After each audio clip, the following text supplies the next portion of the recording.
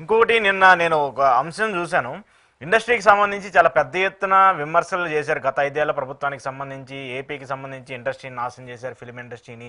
వాళ్ళ చేత దండాలు పెట్టించుకున్నారు, వాళ్ళ చేత జేజేలు కొట్టించుకున్నారు, చాలా చాలా పెద్ద వ్యాఖ్యలు చేశారు. అయితే నిన్న వైసీపీ ఎమ్మెల్సీ మండలిలో ఒక ప్రశ్న తలెత్తారు. ఏపీలో ఫిలిం ఇండస్ట్రీకి సంబంధించి ఏమైనా అభివృద్ధి చేస్తున్నారా? విశాఖకు సంబంధించి గతంలో జగన్మోహన్ రెడ్డి గారు వాళ్ళకి ఇళ్ల స్థలాలు, వాళ్ళకి సంబంధించి స్టూడియోలు కట్టుకోవడానికి ల్యాండ్ ఇస్తామని చెప్పారు.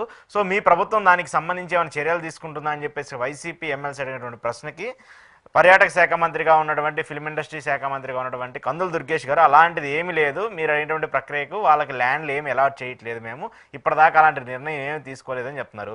మరి కూటమి సర్కార్ వస్తే ఇండస్ట్రీ అభివృద్ధి అయిపోద్ది, హైదరాబాద్ కంటే ఏపీలోనే ఇండస్ట్రీ డెవలప్మెంట్ అవుతుందని పదే పదే ఆరోపణలు చేయడం ఇవన్నీ కూడా జరుగుతూ వచ్చాయి.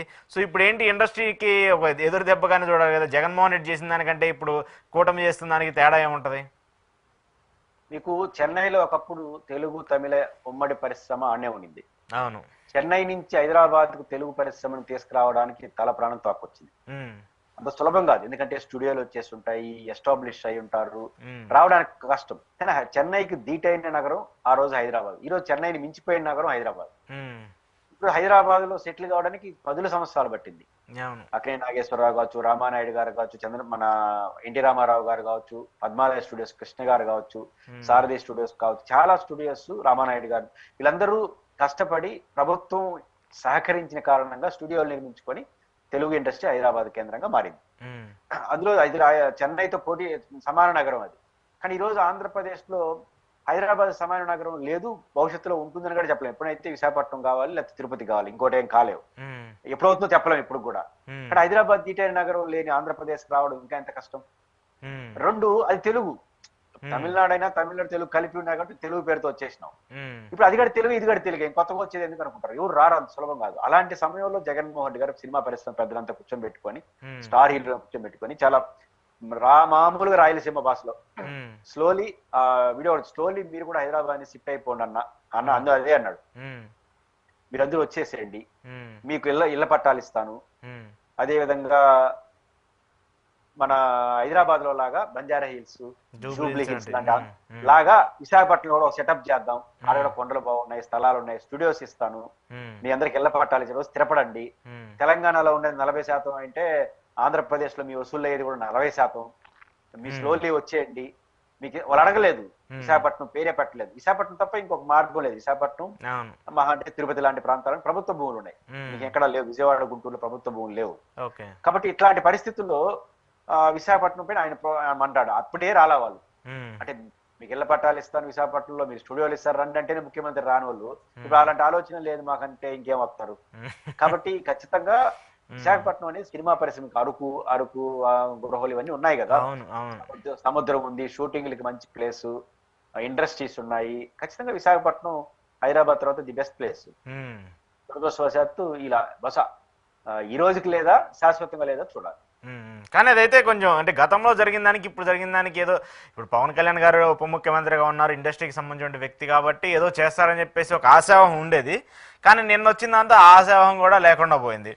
సో ఇంకొక అంశము సార్, ప్రధానంగా చర్చ జరుగుతుంది విశాఖ స్టీల్ ప్లాంట్కి సంబంధించినటువంటి ఒక అంశము. ఇంకో అంశము విశాఖ స్టేడియానికి సంబంధించి వైఎస్ రాజశేఖర రెడ్డి గారి పేరును తీసేయటము. సో ఏంటి ఇవి రాజకీయంగా ప్రతిదీ అంటే పేరు ఉందని చెప్పేసి తీసేయడం, ప్రతిసారి మళ్ళీ జగన్మోహన్ రెడ్డి ఇచ్చి ఆ పేరుని తీసేసి మళ్ళీ జగన్మోహన్ రెడ్డి ఇంకో పేరుని పెట్టడం ఎందుకు? ఒక ఆల్రెడీ లేని వ్యక్తులకు సంబంధించి వాళ్ళని చిరస్థాయిగా ఉంచే విధంగా వాళ్ళ జ్ఞాపకం ప్రకారం ఏదో ఒక రూపకల్పన, ఏదో ఒక నిర్మాణాన్ని చేస్తూ ఉంటాము. ఎందుకు దాన్ని తొలగించి మళ్ళీ కొత్తగా ఇంకోటి పెట్టి ఇలాంటి చర్చ జరుగుతుంది? విశాఖ స్టీల్ ప్లాంట్ కి సంబంధించినంత వరకు నేను సందర్భాల్లో మీ ఇంటర్వ్యూలో కూడా చెప్పాను. విశాఖ స్టీల్ ప్లాంట్ కి ముఖ్యంగా ఆర్థిక ప్యాకేజీ ప్రకటించారు మధ్యకాలం. దాన్ని ఏ విధంగా ఇంటర్ప్రిటేషన్ చేయాలంటే ఇంక విశాఖపట్నం సమస్య పరిష్కారం అయిపోయింది అనే వరకు వెళ్ళిపుచ్చినాడు. మొన్నటి వరకు అదే ఉపన్యాసాలు చెప్పుకుంటూ వచ్చారు, ముఖ్యంగా కూటమి. నేను విశాఖ స్టీల్ ప్లాంట్ ప్రైవేటీకరణ కొనసాగుతుంది, ఈ ద్వారా మరింత వేగవంతం అవుతుంది అని చెప్పాను.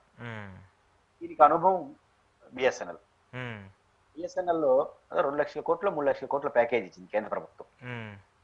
సినిమా ఏంటంటే ఒక 1 year లో 80,000 మంది విఆర్ఎస్ తీసుకున్నారు.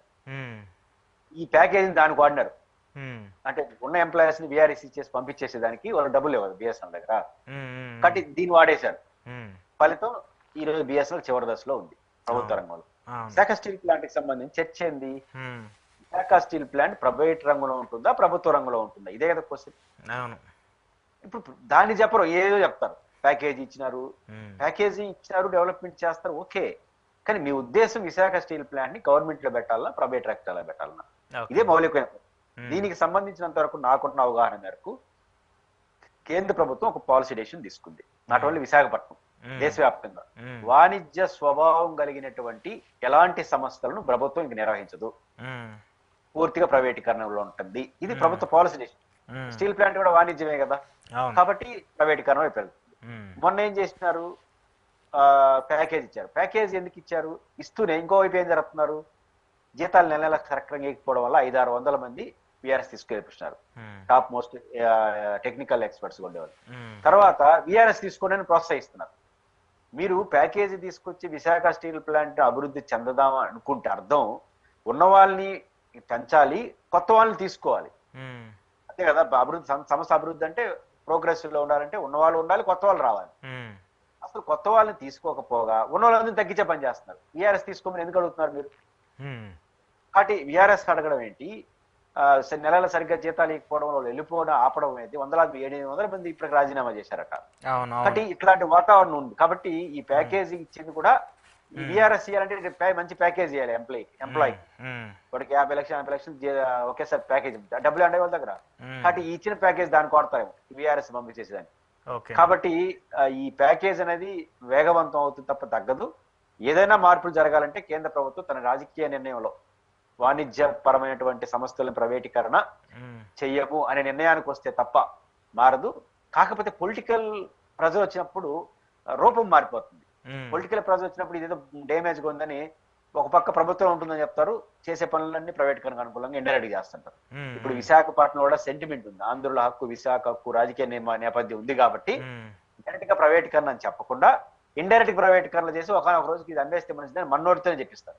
ఏ వాళ్ళు కాదు, మనలాంటి ప్రజల నుంచే ఏదో పోయింది అవి అమ్మేయండి అంటారు. ఇప్పుడు ఆర్టీసీని సమయం రాకుండా ఏమీ చేయకుండా చేశారు, చివరిలో ఏమంటారు, దాన్ని ఇచ్చేసి ప్రైవేట్ వాళ్ళని ఇవ్వడం అవసరం మనమే అంటాం. ఉమ్.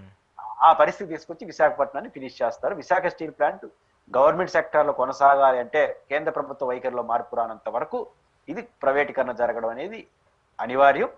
అయితే రూపం మారి ఏరే రూపంలో తీసుకుంటుంది, స్పీడ్ కాకుండా స్లో అయ్యే అవకాశాలు